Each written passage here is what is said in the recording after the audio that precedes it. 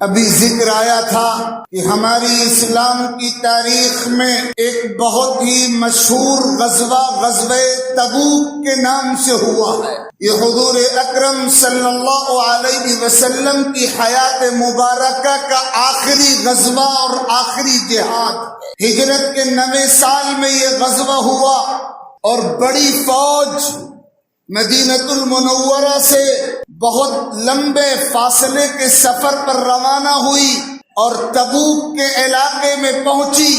یہ غزوہ ایسا تھا اور اس وقت صورتحال ایسی بن گئی تھی کہ حضور پاک صلی اللہ علیہ وسلم نے گویا ایمرجنسی نافذ کر دی تھی اور یہ اعلان کر دیا تھا کہ خواتین اور بچوں اور بیماروں اور معذوروں کے علاوہ ہر شخص کے لیے، ہر مسلمان کے لیے اس غزوے میں شرکت کمپلسری ہوگی، لازمی ہوگی۔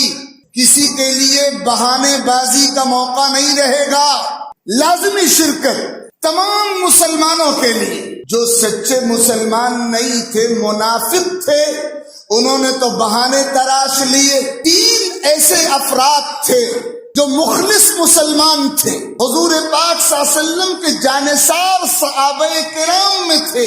ایک سیدنا حضرت کعب ابن مالک رضی اللہ تعالی عنہ، دوسرے حضرت ہلال ابن امیہ رضی اللہ عنہ، اور تیسرے حضرت مرارہ ابن الربیع رضی اللہ عنہ۔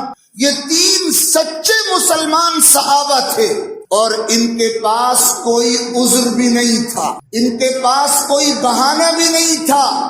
نہ یہ بیمار تھے، نہ یہ معذور تھے، کوئی عذر نہیں تھا، لیکن یہ جہاد میں شریک نہیں ہو۔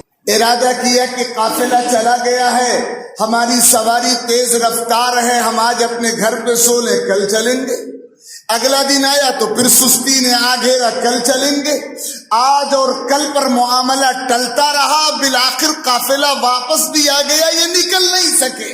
مسجد نبوی میں آقا کا دربار لگا، طلب کیا گیا، ان سے پوچھا گیا کہ تم نے شرکت کیوں نہیں کی؟ کیا تم بیمار تھے؟ کیا تمہیں کوئی عذر تھا؟ کیا تمہیں کوئی پریشانی لاحق تھی؟ سچے مسلمان تھے، زندگیاں جھوٹ سے پاک تھی، کردار کھوٹ سے پاک تھا۔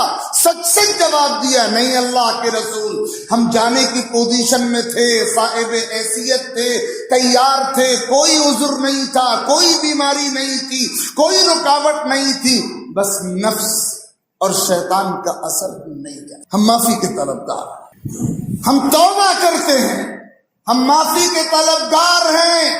اللہ تعالیٰ اپنے مخلص بندوں کا امتحان زیادہ ہی لیتے ہیں۔ حدیث میں آتا ہے اشد الناس بلاء الانبیاء ثم الامثل فالامثل، سب سے کڑا امتحان انبیاء کا ہوتا ہے، اور انبیاء کے بعد جس کا ایمان جتنا پختہ ہوتا ہے، اللہ کی طرف سے اس کی آزمائش اتنی ہی سخت ہوتی ہے۔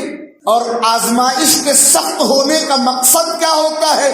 تاکہ مرتبے بلند سے بلند تر ہوتے چلے جائیں اور خطائیں معاف ہوتی چلی جائیں۔ اللہ تعالیٰ مرتبے بڑھانے کے لیے آزمائش سخت کرتے۔ ان تینوں مسلمانوں سے اللہ رب العزت کے حکم کے مطابق حضور اکرم صلی اللہ علیہ وسلم نے فرمایا کہ تمہاری سزا اللہ تعالیٰ نے یہ رکھی ہے کہ اب تمہارا سوشل بائیکاٹ کیا جائے گا، تمہارا سماجی مقاطعہ کیا جائے گا۔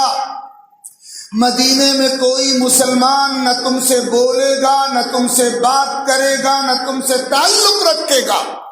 سلام بند، کلام بند، سوشل بائیکاٹ۔ تمام مسلمانوں سے کہہ دیا گیا خبردار کوئی مسلمان ان تینوں سے بات نہ کرے۔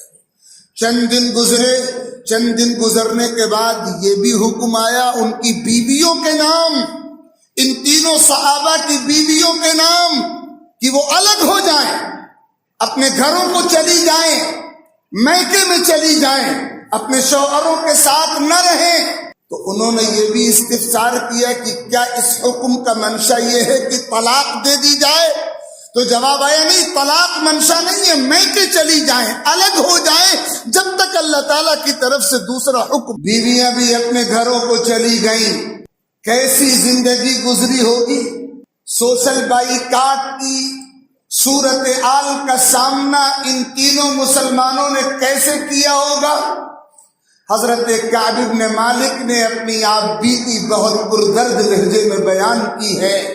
بخاری کی روایات میں ان کی آپ بیتی نقل ہوئی ہے۔ وہ فرماتے ہیں کہ ایسا لگتا تھا کہ مدینے کی زمین اپنی کشادگی کے باوجود ہمارے لیے تنگ، زمین بدل گئی اور آسمان بدل گیا۔ حضرت کعب کہتے ہیں کہ میرا سب سے قریبی تعلق والا دوست جو رشتے میں میرا بھائی بھی ہوتا تھا، ابو قتادہ، جس سے گہری دوستی میری کسی اور سے نہیں تھی، میں اس کے باغ میں گیا اور دیوار پہ چڑھ کے اس کے باغ میں کود گیا اور میں نے جا کر اسے سلام کیا۔ اس نے مجھے سلام کا جواب تو دیا لیکن وہ بات کرنے کو تیار نہیں ہوا۔ میں نے اس کو قسم دی، میں نے قسم دے کر اس سے کہا، ابو قتادہ میں تم کو اللہ کی قسم دے کر پوچھتا ہوں، کیا تمہیں یہ معلوم نہیں ہے کہ مجھے اللہ و رسول سے سچی محبت ہے؟ ابو قتادہ نے جواب میں کہا تھا، اللہ و رسول، میں کچھ نہیں جانتا، اللہ و رسول جانتے ہیں۔ اس جملے کے علاوہ کوئی بات نہیں کی۔ حضرت کعب کہتے ہیں میں واپس آیا تو میری آنکھوں کے آنسو رک نہیں رہے۔ 50 راتیں اس حال میں گزری ہیں اور پھر 50 راتوں کے بعد اللہ تعالیٰ نے توبہ قبول کرنے کا اعلان فرمایا اور حضور پاک صلی اللہ علیہ وسلم پر آیتیں اتری، لَقَدْ تَابَ اللَّهُ عَلَى النَّبِيِّ وَالْمُهَاجِرِينَ وَالْأَنصَارِ، اور آگے فرمایا وَعَلَى الثَّلَاثَةِ الَّذِينَ خُلِّفُوا، اللہ نے نبی کی توبہ قبول کی، حالانکہ نبی نے کوئی خطا نہیں کی تھی۔ اللہ نے مہاجرین کی توبہ قبول کی، اس موقع پر مہاجرین نے بھی کوئی خطا نہیں کی تھی۔ اللہ نے انصار کی توبہ قبول کی، اس موقع پر انصار نے بھی کوئی خطا نہیں کی تھی، اور اللہ نے ان تینوں کی بھی توبہ قبول کی جو غزوہ تبوک میں نہیں گئے تھے اور سزا کے طور پہ 50 دن تک ان کا سوشل بائیکاٹ تھا۔ ان تینوں کی خطا تھی اور ان تینوں کی توبہ قبول کی گئی، لیکن اللہ تعالیٰ نے ان کا اعزاز بڑھانے کے لیے ان 3 توبہ کرنے والوں کی توبہ کی قبولیت کا اعلان کرتے ہوئے ان کا اعزاز بڑھانے کے لیے، ان کا مرتبہ بڑھانے کے لیے، توبہ کی شان بڑھانے کے لیے نبی کا تذکرہ بھی کیا، مہاجرین کا تذکرہ بھی کیا، انصار کا تذکرہ بھی کیا، ان شخصیتوں کا تذکرہ کیا جن سے اس موقع پر کوئی خطا نہیں ہوئی تھی۔ ایسا صرف اس لیے کیا گیا تاکہ امت کے دل میں، امت کے دماغ میں توبہ کی اہمیت کا مضمون راسخ ہو جائے، توبہ کی اہمیت کا مضمون بیٹھ جائے کہ یہ ہے توبہ کی اہمیت اور یہ ہے توبہ کرنے والوں کا اعزاز۔ کہاں تو ان تینوں کا بائیکاٹ تھا اور کہاں اللہ تعالیٰ نے ان کی یہ عزت بڑھائی کہ ان کو نبی کے ساتھ اور انصار و مہاجرین کے اس گروہ کے ساتھ ذکر فرمایا جن سے کوئی خطا اس موقع پر نہیں۔ جو بندہ خطا کار ہوتا ہے اور پھر توبہ کر لیتا ہے، اللہ رب العزت کا اعلان ہے کہ اس کا استقبال وہ جنت کرے گی جس جنت کی چوڑائی آسمان و زمین سے کہیں زیادہ ہے۔ اعدت للمتقین، جنت تیار کی گئی ہے تقوی والے بندوں کے لیے، پرہیزگار بندوں کے لیے۔ پرہیزگار کون ہیں؟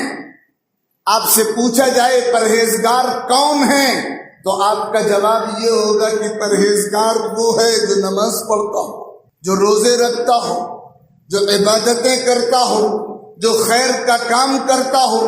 قرآن کہتا ہے یہ بھی پرہیزگار ہیں، اور جو گناہ کر کے توبہ کر لیتا ہے وہ بھی۔ الذین ينفقون فی السراء والضراء، جو دولت مندی کی حالت میں بھی اور محتاجی کی حالت میں بھی اپنا مال خرچ کرے. والکاظمین الغیظ، اور جو غصے کے موقع پہ غصہ پی جائیں. والعافین عن الناس، اور جو لوگوں کو معاف کرنے کا حوصلہ رکھیں. والذین اذا فعلوا فاحشة او ظلموا انفسهم ذکروا اللہ فاستغفروا لذنوبهم ومن يغفر الذنوب الا الله ولم يصروا على ما فعلوا وهم يعلمون اولئك جزاؤهم مغفرة من ربهم وجنات تجري من تحتها الانهار خالدين فيها ونعم اجر العاملين. جو بے حیائی کا کام کریں یا اپنی جانوں پر ظلم کریں، چھوٹا گناہ کریں، بڑا گناہ کریں، کھلا ہوا گناہ کریں، چھپا ہوا گناہ کریں، اور پھر ان کے اندر کا ایمان انہیں چین سے بیٹھنے نہ دے، وہ اپنے رب کے دربار میں معافی کے طلبگار ہو جائیں. اور اللہ کے سوا ہے بھی کون جو گناہوں کو معاف کرے. وہ اپنے گناہوں پر ڈٹے اور جمے اور اڑے نہ رہے، جان بوجھ کر اپنے گناہوں پر اپنے آپ کو قائم نہ رکھے، اللہ سے معافی مانگ لیں. یہ اللہ کے وہ بندے ہیں جن کو جنت کا انعام مل کر رہے. اللہ رب العزت کی شان توبہ قبول کرنے والی ذات کی شان ہے. آپ نے یہ مشہور واقعہ جو حدیثوں میں نقل ہوا ہے بار بار سنا ہوگا. حضور اکرم علیہ الصلوۃ والسلام نے ارشاد فرمایا کہ بنی اسرائیل میں پچھلی امتوں میں ایک بہت ہی گنہگار شخص تھا، 99 افراد کا قاتل. اس کی گردن پہ 1 2 نہیں 99 افراد کا قتل ناحق تھا. اللہ تعالیٰ جب توبہ کی توفیق دے بندہ توبے کی طرف مائل ہوتا ہے. 99 انسانوں کے قتل کے بعد اس کے دل میں خیال آیا کہ اب مجھے توبہ کر لینی چاہیے. وہ اپنے گاؤں اپنے علاقے کے ایک عبادت گزار انسان کی خدمت میں پہنچا اور اس نے جا کر اپنی کہانی سنائی کہ میں نے 99 افراد کا قتل کیا ہے، یہ گناہ کیے ہیں، یہ گناہ کیے ہیں، کیا میرے لیے توبہ کی گنجائش ہے؟ وہ عبادت گزار شخص شاید اللہ تعالیٰ کی پوری شان رحمت سے باخبر نہیں رہا ہوگا، اس لیے اس نے جواب میں کہہ دیا تم اتنے بڑے پاپی اور اتنے بڑے مجرم ہو، تمہارے لیے تو معافی کا کوئی خانہ ہی نہیں ہے. بس اسے پیش آیا اور اس نے غصے میں اس عابد کو بھی قتل کر دیا، اس عبادت گزار کو بھی قتل کر دیا. اب وہ 99 کے بجائے 100 آدمیوں کا قاتل بن گیا. چلا تھا توبہ کرنے، لیکن مقدر میں ایک گناہ اور لکھا تھا، وہ بھی کر بیٹھا. لیکن جذبہ چونکہ توبہ کرنے کا پیدا ہو چکا تھا، وہ جذبہ انگڑائی لے رہا تھا، اس لیے اس نے پتہ لگایا اور ایک عالم کے پاس، کسی جانکار شخص کے پاس وہ پہنچا اور جا کر کے اس سے پوچھا کہ میں نے بڑے جرائم کیے ہیں، بڑے گناہ مجھ سے ہوئے ہیں، میں 100 آدمیوں کا قاتل ہوں، میں توبہ کرنا چاہتا ہوں، کیا میرے لیے توبہ کی کوئی گنجائش باقی ہے؟ اس عالم نے وہی جواب دیا جو جواب دیا جانا چاہیے تھا کہ ہاں، اللہ تعالیٰ کی شان رحمت بہت وسیع ہے. اللہ رب العزت قادر مطلق ہے، رحمان و رحیم ہے. تم سچے دل سے توبہ کرو گے تو اللہ توبہ قبول فرمائیں گے. ان کا دربار عطا کا دربار ہے، محرومی کا دربار نہیں ہے. ان کے دربار سے کوئی سائل ناکام اور محروم واپس نہیں جاتا، مانگنے والے کو اس دربار سے عطا ضرور کیا جاتا ہے. تم معافی مانگو گے تو مغفرت کا پروانہ تمہیں مل کر رہے گا. البتہ میری ایک نصیحت ہے، تم یہاں توبہ کر لو. اس نے توبہ کر لی. فرمایا ایک نصیحت ہے کہ تم جس سوسائٹی میں رہتے ہو وہ گناہوں کی سوسائٹی ہے، اور گناہوں سے آئندہ بچنے کی تدبیر یہ ہے کہ تم وہ سوسائٹی چھوڑ دو، تم ماحول چھوڑ دو گناہوں کا. اپنا وطن چھوڑ دو، اپنا علاقہ چھوڑ دو، اپنا سماج چھوڑ دو، اپنی صحبتیں چھوڑ دو، گناہوں کے افراد کی سوسائٹی چھوڑ دو، فلاں علاقے کے بھی چلے جاؤ۔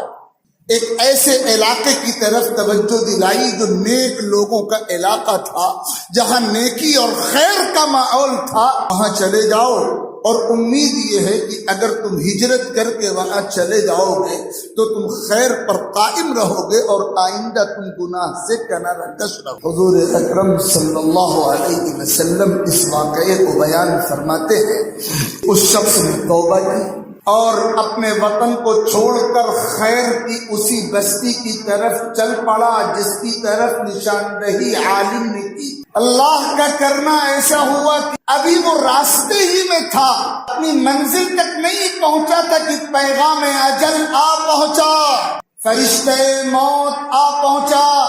اور موت کی حقیقت تو یہ ہے کہ جب وقت آتا ہے تو نہ ایک لمحہ مقدم ہوتی ہے نہ ایک لمحہ مؤخر۔ اذا جاء اجلهم لا يستأخرون ساعة ولا يستقدمون۔ موت کا فرشتہ آ گیا، روح راستے میں قبض ہو گئی، بیچ راستے میں اس کا انتقال ہو گیا۔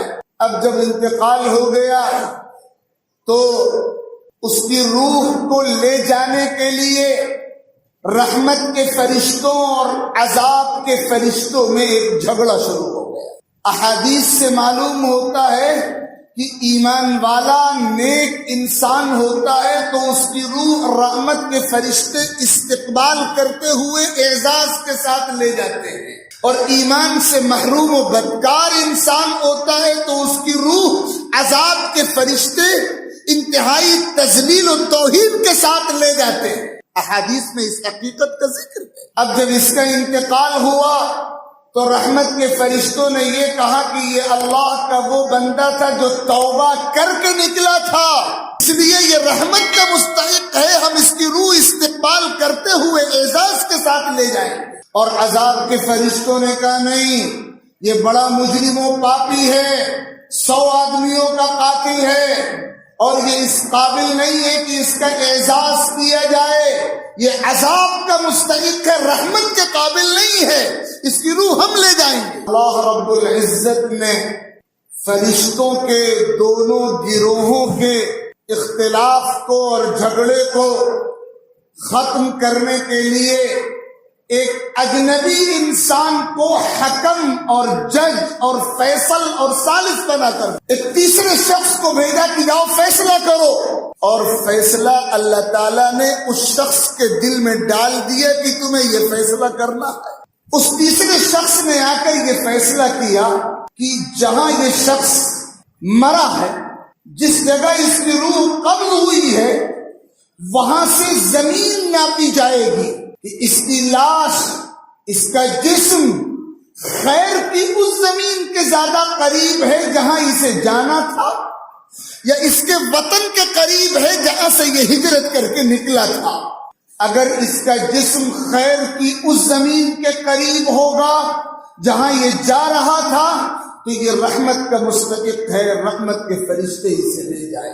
اور اگر اس کا جسم، اس کی لاش اس کے وطن کے قریب ہے جہاں سے یہ ہجرت کر کے نکلا تھا تو اب یہ رحمت کا مستحق نہیں ہوگا، عذاب کا حقدار ہوگا، اسے عذاب کے فرشتے۔ زمین ناپی گئی تو روایات میں آتا ہے کہ وہ مردہ، وہ شخص خیر والی زمین سے 1 بالش قریب پایا گیا۔ بعض روایتوں میں حضور پاک صلی اللہ علیہ وسلم نے یہ فرمایا ہے کہ حقیقتاً یہ شخص خیر کی زمین کے قریب نہیں تھا، اپنے وطن کی زمین کے قریب تھا، لیکن اللہ تعالیٰ کی شان کریمی یہ ہوئی کہ اللہ تعالیٰ نے خیر کی زمین کو حکم دیا تقربی، تم قریب آ جاؤ، اور شر کی زمین کو حکم دیا تباعدی، تم دور ہو جاؤ۔